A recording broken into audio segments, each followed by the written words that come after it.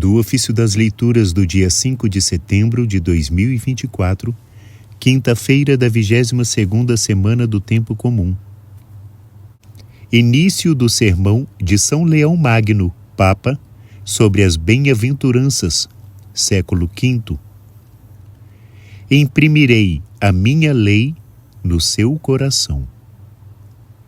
Irmãos caríssimos, quando nosso Senhor Jesus Cristo pregava o Evangelho do Reino e percorria toda a Galileia, curando as mais diversas enfermidades, a fama dos seus milagres divulgou-se por toda a Síria, e de toda a Judéia afluíam grandes multidões ao médico divino.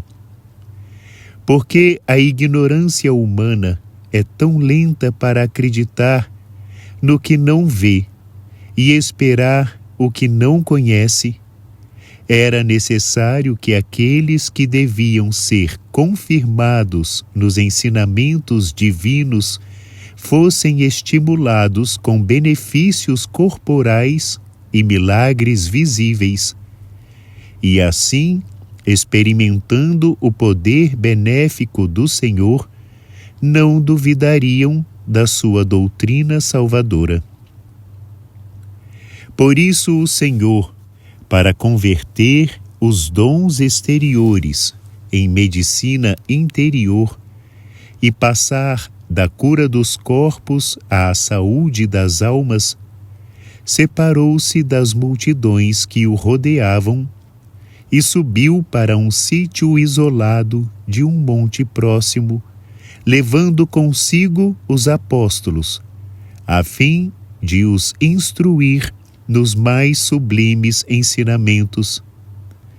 Sentou-se no alto da sua cátedra mística, querendo significar, com o lugar escolhido e com a atitude tomada, que ele era o mesmo que outrora falara a Moisés, também num monte isolado. Mas enquanto noutros tempos fizera sentir a severidade da justiça, agora manifestava a sua íntima bondade para cumprir o que tinha anunciado por meio do profeta Jeremias. Dias virão, diz o Senhor, em que firmarei com a casa de Israel e com a casa de Judá uma nova aliança. Depois daqueles dias, diz o Senhor, hei de imprimir a minha lei no seu coração e gravá-la no íntimo da sua alma.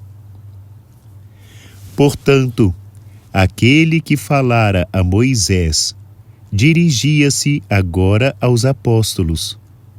Assim, a mão veloz do Verbo ia gravando nos corações dos discípulos os mandamentos da nova aliança, não como outrora, rodeado de densas nuvens e com trovões e relâmpagos que atemorizavam o povo e o mantinham afastado do monte, mas entretendo-se com os presentes, em tranquila e afável conversação.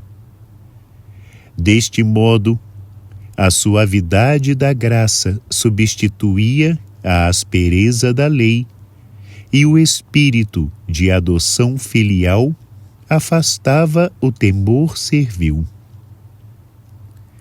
Então a doutrina de Cristo tornava-se manifesta pelas suas mesmas palavras.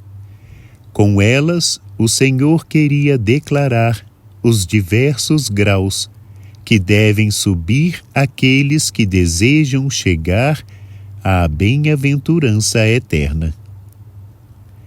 Bem-aventurados os pobres em espírito, diz o Senhor, porque deles é o reino dos céus.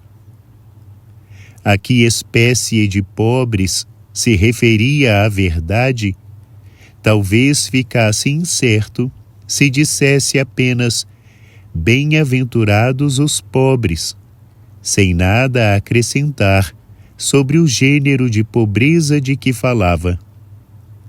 Poder-se-ia pensar que, para merecer o reino dos céus, bastaria apenas aquela indigência material que muitos padecem por triste e dura necessidade.